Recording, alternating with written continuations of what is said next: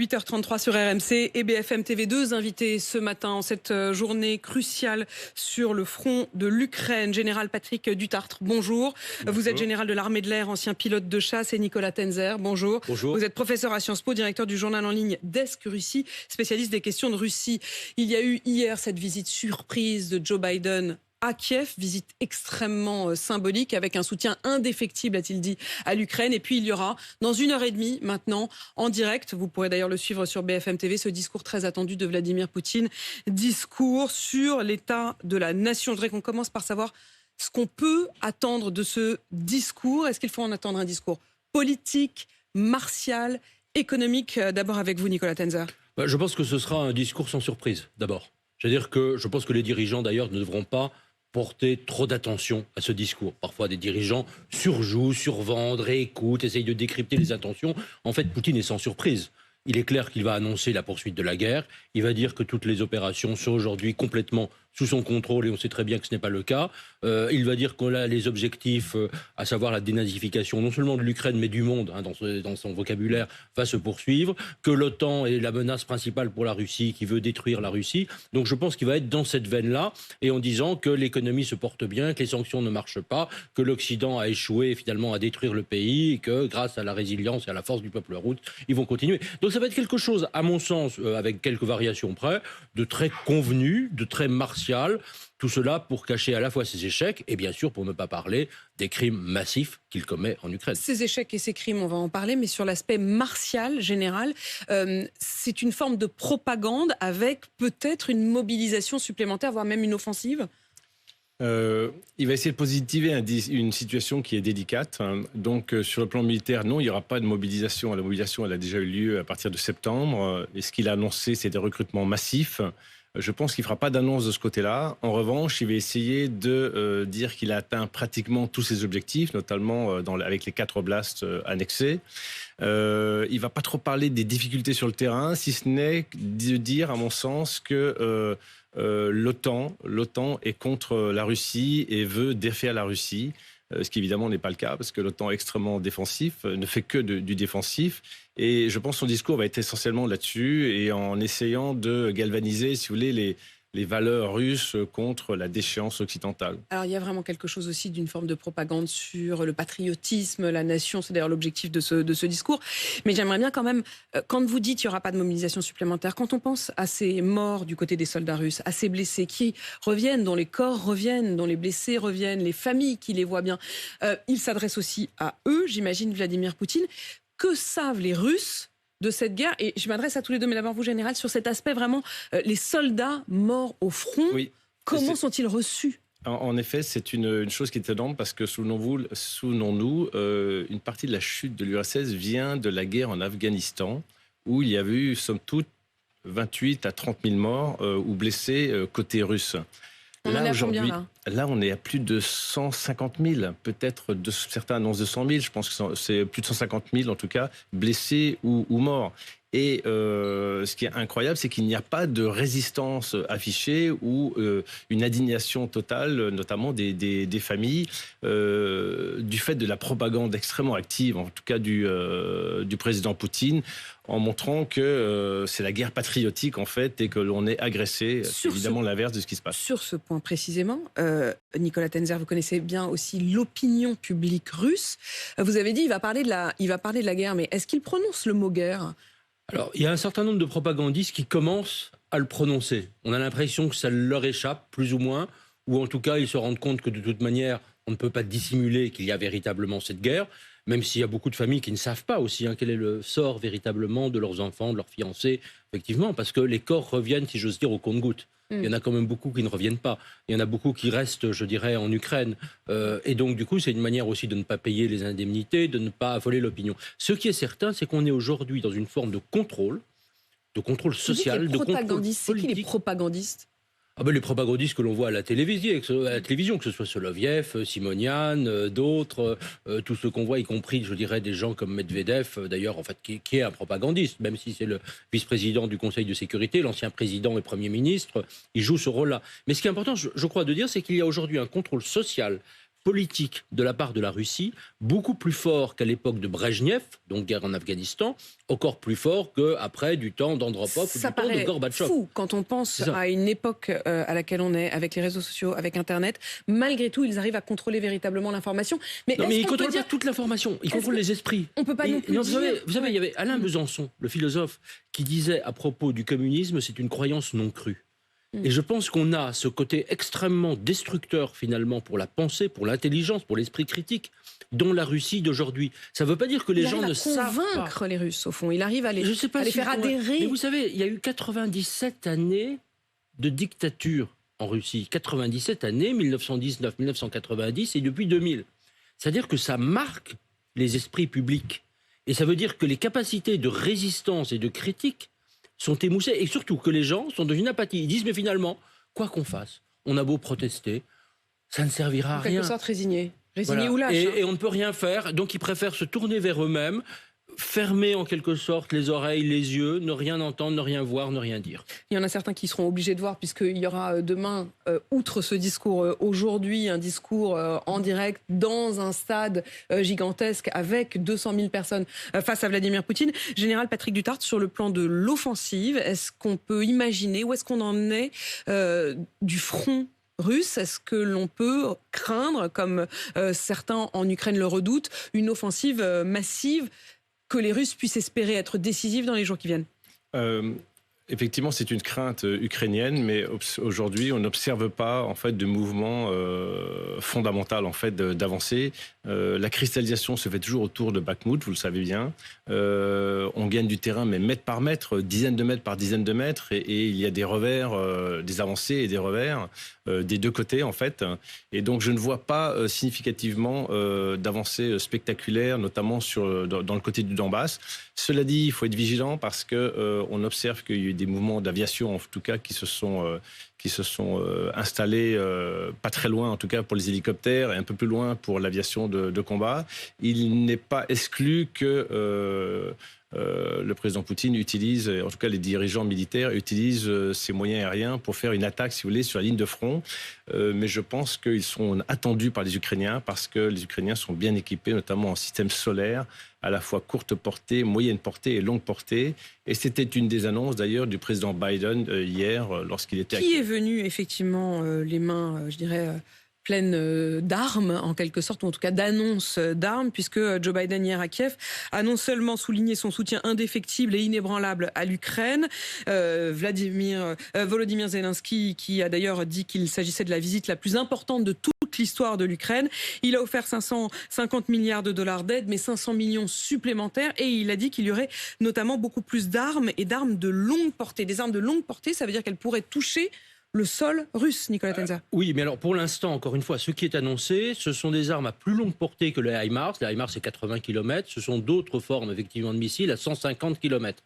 Ce ne sont pas aujourd'hui les ATACMS, qui sont des missiles de portée de 300 km, qui aujourd'hui ne sont pas livrés par les Américains, et pour l'instant, c'est plutôt exclu. Mais que Volodymyr Zelensky demande. De même qu'il demande les avions. C'est-à-dire que si l'on veut véritablement attaquer, je parle devant un expert et un spécialiste, il faut quand même les trois composantes. C'est-à-dire que pour reprendre le territoire, il faut avoir la composante évidemment de chars, il faut avoir la composante de missiles à longue portée ou moyenne portée pour taper dans la profondeur du dispositif ennemi et éventuellement sur le sol russe, sur les bases militaires qui peuvent lancer des missiles et des avions de chasse, là aussi pour frapper dans la portée en accompagnement et éventuellement aussi sur des bases russes.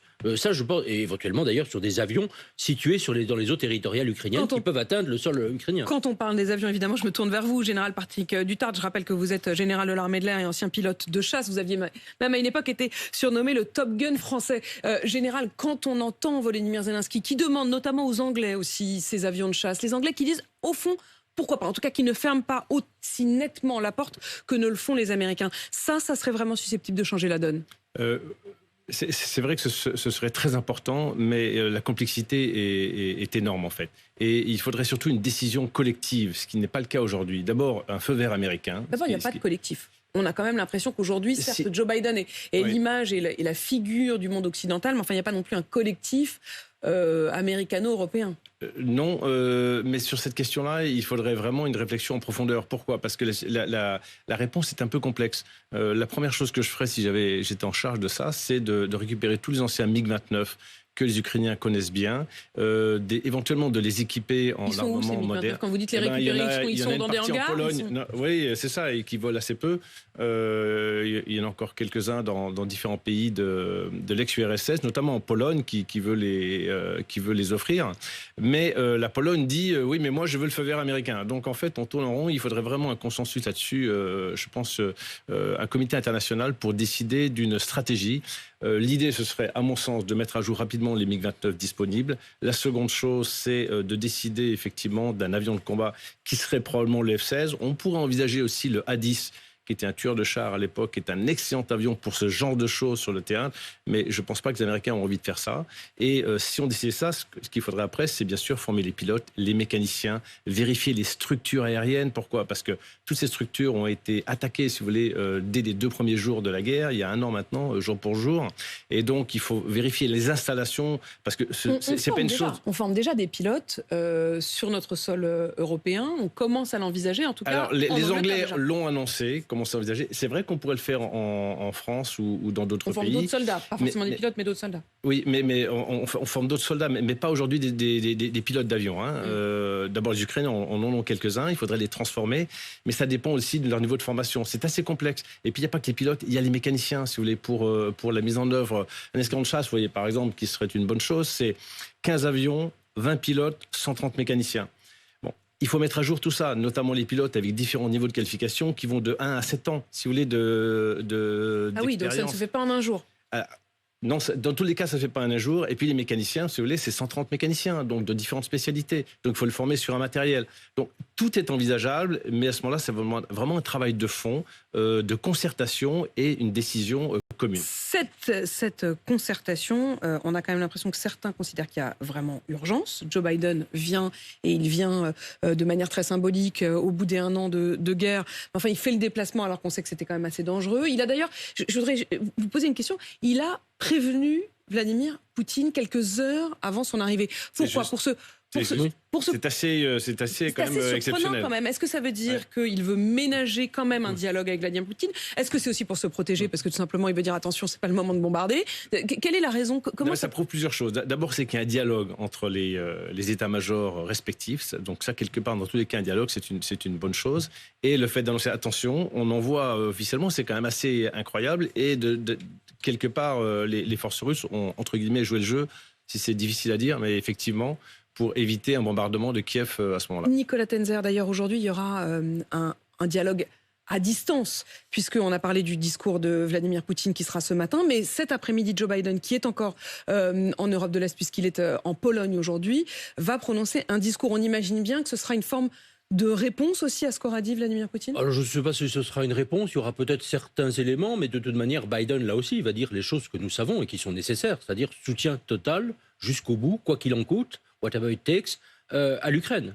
Ça, c'est quelque chose qui est indispensable. Le vrai sujet, encore une fois, dans les mois qui viennent, c'est est-ce qu'on va véritablement aller jusqu'au bout ? Parce que tout le monde, y compris d'ailleurs Emmanuel Macron, jusqu'au bout, ça veut dire, attendez, quand Emmanuel Macron parle de la victoire de l'Ukraine, il en parle clairement, il l'a dit clairement à Munich. Après, il peut avoir des propos plus ambigus, mais là-dessus, il est parfaitement clair.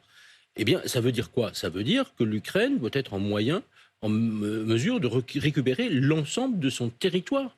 Quand il parle d'intégrité, et tous les dirigeants européens et occidentaux, l'intégrité territoriale de l'Ukraine, ça veut dire retour aux frontières d'avant 2014. Pas le 24 février 2022. Ça veut dire la Crimée, ça veut dire les parties des républiques de Louhansk et de Donetsk qui ont été prises en 2014-2015. Et donc là-dessus, encore une fois, l'objectif, il est clair. Mais si on veut aller jusqu'au bout, je ne vois pas, parce qu'on évoquait effectivement la question des avions et des décisions futures, qui effectivement suppose beaucoup de préparation, qui suppose peut-être d'ailleurs d'avoir aussi à un certain moment des troupes de mécaniciens au sol. Ça veut dire que cette victoire, qui devrait être une victoire, si on la veut totale, ça veut dire une victoire massive avec une offensive décisive. Absolument. L'Ukraine en a-t-elle les moyens aujourd'hui ? Alors aujourd'hui, encore une fois, c'est-à-dire que le problème, c'est que l'Ukraine a les moyens qu'on lui donne. Et que la question de dire, voilà, on observe, Elle est-ce n'est que le bras qui est le plus fort, est-ce que ce sont les Russes, voilà, il y a l'espèce de, vous savez, je dirais, de situation un peu d'équilibre, de patte, plus personne peut prendre une offensive décisive, etc. Ça dépend de nous. C'est-à-dire que c'est pas quelque chose qu'on regarde comme des spectateurs extérieurs, comme si on était les spectateurs d'un tournoi de tennis ou d'un match de foot et qu'on regarderait en Non, c'est comptant nous les qui points. fournissons la balle. Voilà. C'est nous qui fournissons les raquettes. Voilà, c'est ça. Je veux dire, exactement. Et ça, c'est quand même ça. Où est-ce qu'on veut aller? Est-ce qu'on veut être sérieux? Parce que, dernier point peut-être quand même, chaque jour qui passe, ça signifie des morts ukrainiennes en nombre. Des morts et vraiment cette situation de guerre sale voilà, que l'on redécouvre sans jamais l'avoir perdu de vue. Et un territoire occupé par la Russie, ça veut dire aussi des tortures, ça veut dire des exécutions, des disparitions, plus de déportations d'enfants sur un crime de génocide. C'est ça aussi la réalité du terrain. Et justement, si on commence à essayer d'imaginer quelle suite et quelle fin. Vous parliez à l'instant de la victoire dont parle Emmanuel Macron, qui espère une victoire de l'Ukraine. Mais attention, sans pour autant que ce soit une écrasante défaite de la Russie. C'est ce que dit, je vais reprendre les mots exacts d'Emmanuel Macron. Je veux la défaite de la Russie en Ukraine et je veux que l'Ukraine puisse défendre sa position. Mais je suis convaincu qu'à la fin, ça ne se réglera pas militairement. Je ne pense pas, comme certains, qu'il faille défaire la Russie totalement, l'attaquer sur son sol. Ces observateurs veulent avant tout écraser la Russie. Cela n'a jamais été la position de la France et ça ne le sera jamais. Aucun des deux côtés ne peut l'emporter entièrement. Ça veut dire quoi, ça, général? Moi, je partage complètement cette analyse, c'est-à-dire qu'il va falloir à un moment négocier. Et il y a quand même des éléments de négociation. Mais pour ça, l'expérience montre, c'est la même chose quand vous êtes dans la rue entre un fort et un faible, il faut être fort. Et pour être fort, ça veut dire qu'il faut être armé. Et c'est la position occidentale aujourd'hui. Donner les moyens pour montrer à Poutine qu'on ne lâchera pas, que le président Zelensky aura les moyens pour lui et pour ses armées en armement et en équipement et de toutes sortes, de telle manière à ce qu'ils soient suffisamment forts pour dire, ils vont regagner du terrain. Donc, à un moment, à partir du moment où il y a un équilibre, voire un avantage ukrainien, on pourra peut-être négocier. Alors, qu'est-ce que ça veut dire négocier? Moi, je pense que il faudra... tous les territoires qui ont été, entre guillemets, conquis par la Russie doivent être mis sous tutelle internationale. Avec une triple gouvernance. Après la Seconde Guerre mondiale, il y avait eu des tutelles internationales. Mais exactement, une tutelle internationale avec une triple gouvernance ukrainienne, russe et internationale, onusienne ou autre, d'une coalition. Et là, la paix, force d'interposition, et on gagne du temps. On laisse passer le temps et puis on essaie de trouver des solutions. Ça veut dire quoi? Ça veut dire la Crimée, ça veut dire le Donbass? Mais après, c'est aux diplomates, si vous voulez, et aux négociations de faire ce travail-là. Mais je ne vois pas d'autre issue que celle-là, en dehors d'avoir une escalade qui est préjudiciable pour tout le monde. Quelle position vous avez là-dessus, Nicolas Tenzer? Moi, d'abord, effectivement, premièrement, sur les propos du président Macron, personne, aujourd'hui, ne veut détruire la Russie. Je veux dire, personne ne veut faire de Moscou 2023 Berlin 1945. C'est le fantasme qu'agite Vladimir Poutine, précisément. Oui, voilà. Et donc là-dessus, Emmanuel Macron dit attendez, on ne veut pas vous détruire, on ne va pas envoyer les troupes de l'OTAN à Moscou. Je veux dire, il n'en est pas question. Personne ne le propose. Vous ne trouverez pas un des faucons les plus ultras avoir cette idée.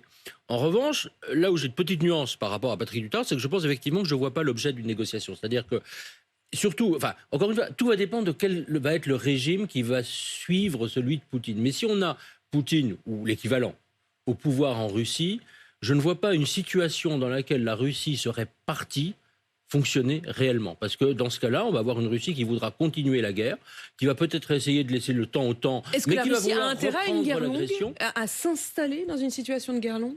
Mais je pense qu'aujourd'hui, encore une fois, ça dépend de nous, parce que la guerre longue n'est pas possible. Le conflit gelé, ce n'est jamais que préparer la guerre d'après. Elle est déjà trop longue, bien trop longue. Elle est déjà trop longue, c'est une guerre de 9 ans. Il ne faut pas l'oublier, ce n'est pas une guerre d'1 an, c'est une guerre de 9 ans.